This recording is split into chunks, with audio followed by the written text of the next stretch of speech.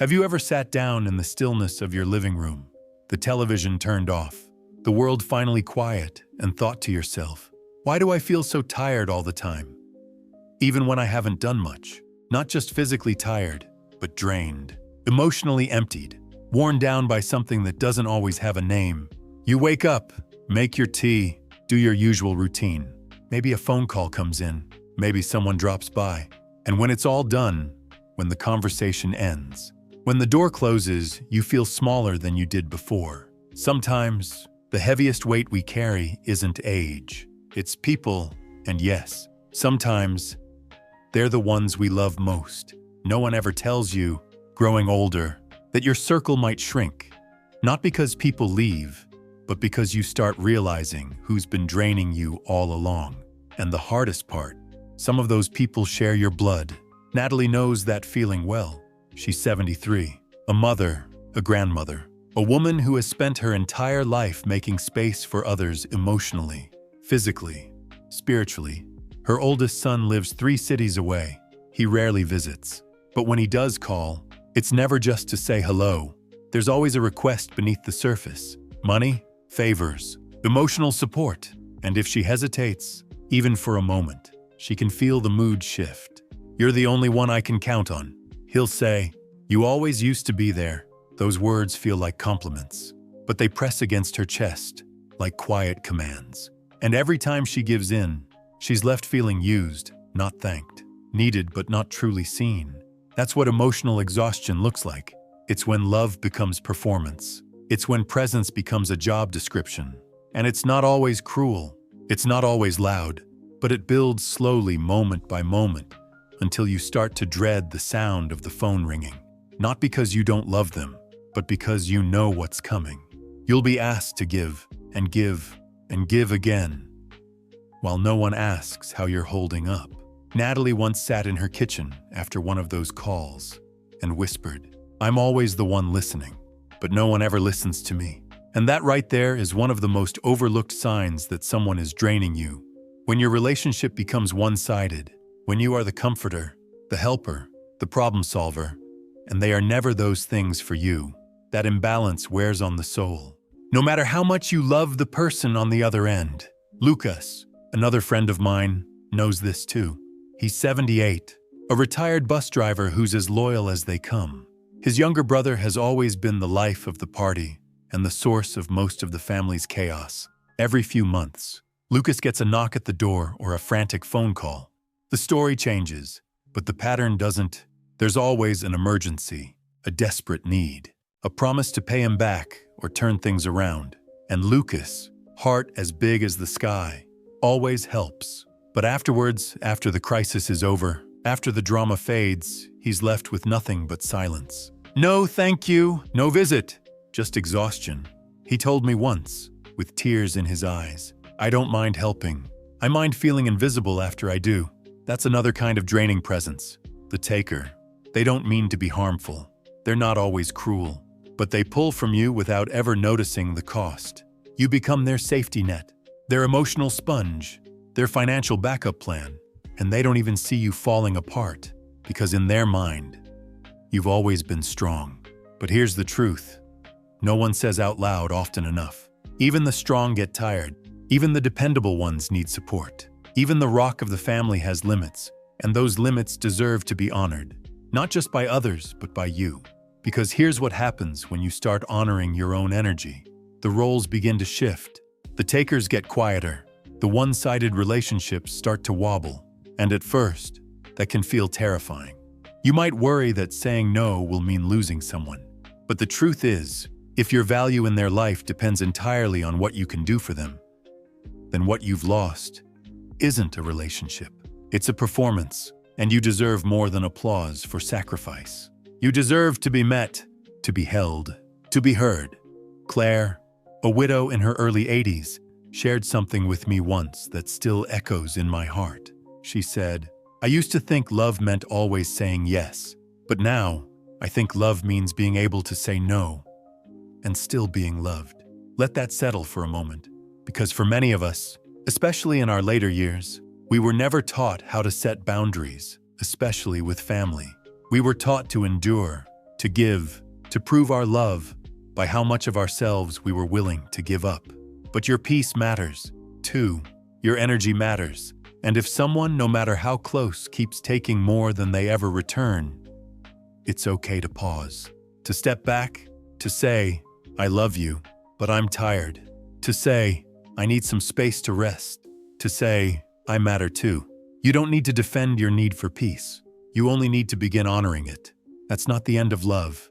It's the beginning of respect. Let's stay here, together, in this moment of clarity.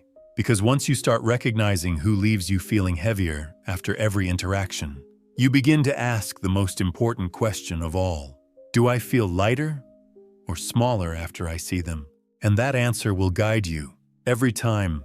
Some people leave the room and you feel lighter, not because they were loud or rude, but because their presence always felt like a quiet demand, a weight you couldn't explain. And often, that weight came dressed in the language of love. Not everyone who drains you means harm. Some of them genuinely believe they're just leaning on you. They don't see how much they're taking. But just because someone's unaware of the effect they have, doesn't make the effect any less real. Lily understands this now in a way she didn't before. She's 75, spent decades being the dependable one in her family. The glue, the problem solver. She has 3 children. 2 are independent and kind. The third, her youngest, calls every single day, not to ask how Lily's doing, but to talk about her own problems, her marriage, her job, her health anxieties, her frustrations, and Lily listens.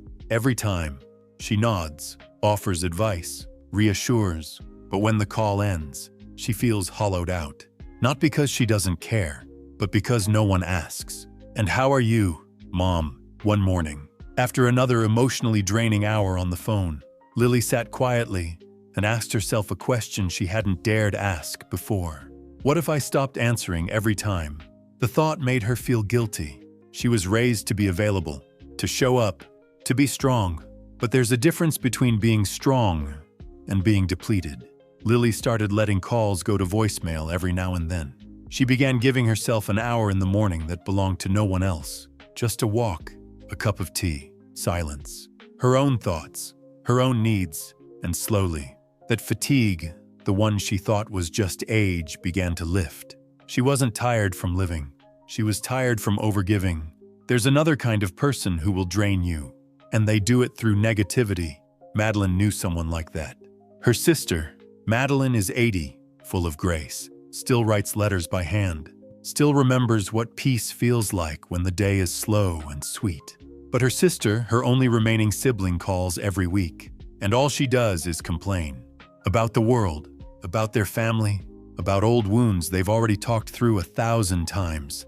And every time Madeline hangs up, she feels like she's been pulled backward into heaviness, into resentment, into things that no longer serve her. She doesn't hate her sister, not at all, but she realized, finally, that love doesn't mean subjecting yourself to constant negativity. It's okay to say, I can't hold all of this every time we talk. It's okay to say, let's talk about something lighter. And if that isn't respected, it's okay to say, I need a little space. Because your peace isn't selfish. You've spent your whole life holding space for others, for their joy, for their grief, for their needs. Now, you're allowed to hold space for your own. Henry had a different story. He's 79, a former accountant, quiet, deeply reflective. He has a cousin. He's known his whole life, more like a brother than a cousin. But every time they talk, this man manages to make Henry feel small, not through insults, but comparisons. You still haven't fixed up that back room. I thought you'd be in better shape by now. You let your kids talk to you like that. On the surface, it sounds like teasing, but it always leaves Henry doubting himself, second-guessing his choices. And one day, after yet another conversation that lingered in his chest like a bruise, he finally said to himself, I don't have to keep letting this in. So he stopped calling as often. He answered with boundaries. He didn't engage in conversations that left him feeling less than. And guess what? His cousin noticed. He asked, why don't you talk like you used to? And Henry said, without blame or anger, because I'm done feeling judged every time we talk. It wasn't a fight. It wasn't dramatic, but it was honest. And in that honesty, Henry found a freedom he hadn't known in years. You are not obligated to keep relationships that hurt you just because they've existed for a long time. Familiarity does not equal safety. History does not equal harmony. You can love someone and still step back. You can care and still choose peace. You can honor your connection without sacrificing yourself to maintain it. Sometimes, we confuse loyalty with endurance. We think staying close to draining people means we're kind, or noble, or good. But there's a deeper kind of goodness, the kind that whispers, "I deserve peace." We too. Lucas once said something that stayed with me. He said, "I always thought that growing older would mean being needed less. But what I didn't expect was that I'd be respected less." That sentence breaks something open, doesn't it? Because that's the root for many of us. We don't mind being there for people. What breaks our heart is being seen as a resource, not a person. And when you begin to see yourself again, not through the lens of who needs you, but through the truth of your own worth, your life begins to feel different. You breathe deeper. You walk lighter. You stop bracing yourself every time the phone rings. You realize, I don't have to keep proving my love by how much I tolerate. Let that settle in your bones. You've done enough. You've given enough. And now, you get to ask, what drains me and what restores me? And more importantly, what am I allowed to walk away from? The answer, dear friend, is simple. You are allowed to walk away from anything that costs you your peace, even if it's family. When you finally stop giving everyone unlimited access to your time, your energy, your presence, you begin to notice something surprising. The silence that follows isn't empty. It's peaceful. It's not loneliness. It's clarity. That shift doesn't happen overnight. At first, it can feel strange, even scary. You might hear a voice in your head whisper, "What if they think I don't care anymore?" Or, "What if they pull away for good?" But here's the truth, that most people only learn later in life. Love that requires you to disappear isn't love, it's dependence. And the moment you begin to show up for yourself, the people who truly care about you will adjust, not abandon you. Noah had to learn that the hard way. He's 82 now, a soft-spoken man who spent his retirement years trying to stay close to his daughter. She was busy, always busy, raising kids, working long hours, juggling everything. And Noah wanted to be helpful. He'd babysit, run errands, offer money when she was tight. But there was never a thank you. Only more expectation. One day, after a long day of watching his grandkids, he came home and sat on the edge of his bed and realized he felt invisible, like a pair of helping hands. Not a father. He didn't want to make a scene. He didn't want to argue, so he simply stopped offering unless asked. And when he was asked, he started saying, "Let me think about it." At first, she was surprised, a little cold. But as weeks passed, something else happened. She started calling just to talk. No favors, no babysitting schedules, just, "Hi, Dad, how are you doing today?" Noah didn't change her. He changed himself. He showed her what kind of relationship he was willing to have. And she, maybe for the first time, saw him as a person again, not just a parent who served. This is what happens when you stop chasing closeness through self-sacrifice. You begin to attract it through self-respect. That's the quiet shift. It's not about punishing anyone. It's not about revenge or silence or walls. It's about presence, rooted presence. You walk into a room differently when you're not bracing to be drained. You speak differently when you're no longer trying to keep the peace by betraying your own needs.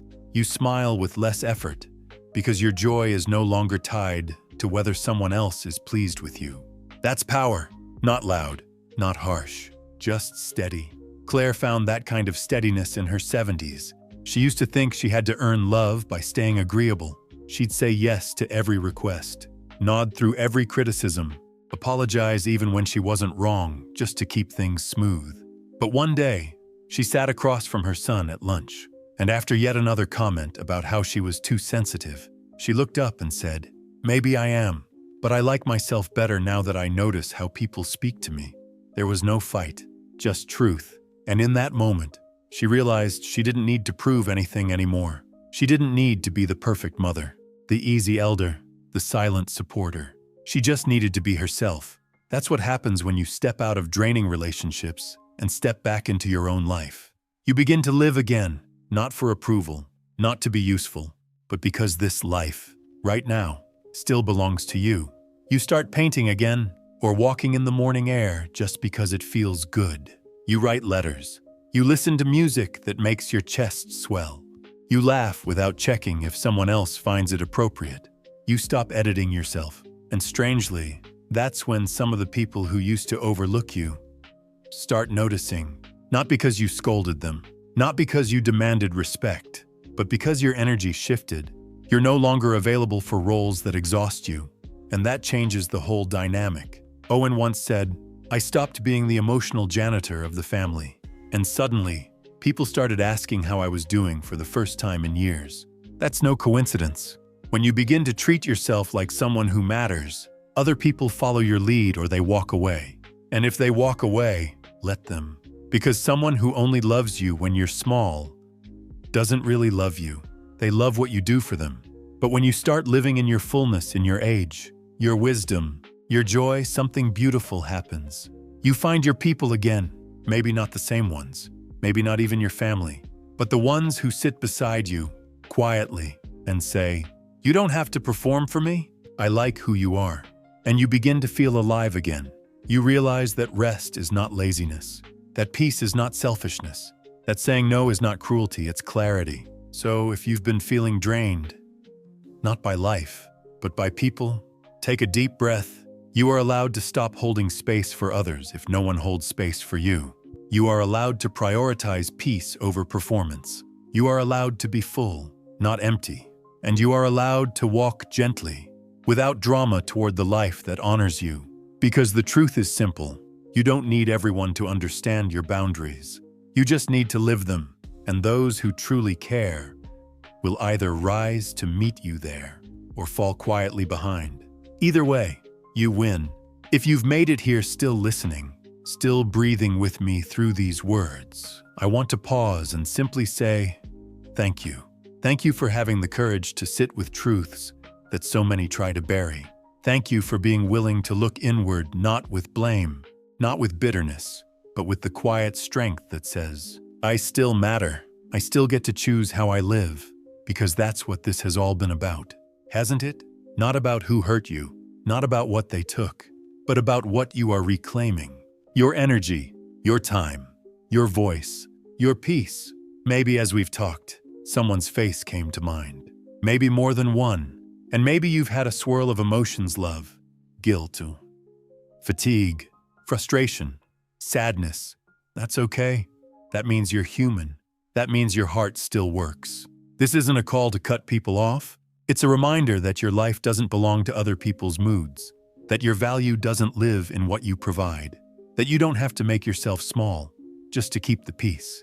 You've already done the hard part: years of giving, carrying, adjusting, absorbing. You've been the safe place for others, even when no one offered the same to you. And now it's your turn to be held, to be heard, to be known not for what you give, but for who you are. There's no shame in feeling tired, but you deserve a life that fills you back up.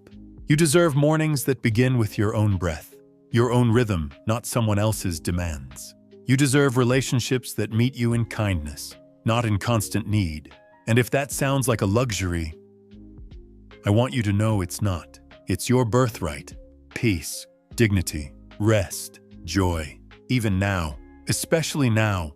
And if today's conversation stirred something in you, some knowing, some ache, some small spark of strength, I want to invite you to share it. Right here in the comments. Not because you owe me anything, but because someone else might be scrolling through, looking for a sign. They're not the only one who feels this way. Have you ever had someone in your life, maybe even a family member, who drained you, who left you feeling used, or invisible, or small? What helped you cope? What helped you rise? What did it feel like? The first time you gave yourself permission to say, this isn't okay. Or maybe you haven't said it yet. Maybe you're still working up to it. That's okay too. Say what you need, however it wants to come out. This is your space, too. And if this message felt like a lifeline, like something you needed to hear but didn't know how to ask for, then I hope we can stay connected. There's a little button just below this video that says subscribe. Clicking it doesn't mean you agree with everything I've said. It just means this space feels safe to you. It means you want more reminders that your life is still yours, that your voice still counts, that you're not walking this road alone. We are building something here, not just a channel, but a gentle gathering of people who have loved deeply, lost quietly, and are still choosing to grow. You don't need to be loud to be heard. You don't need to fight to be seen. You only need to keep showing up for yourself. That's the most powerful thing of all. So from my heart to yours, may your days ahead be quieter but not empty, softer but not dull, simpler but full of your own light. You've earned every drop of peace coming your way. Don't let anyone take it from you, not even those you love, especially not them. Because when you protect your peace, you're not being cruel, you're being whole, and you are worth that. Every single time.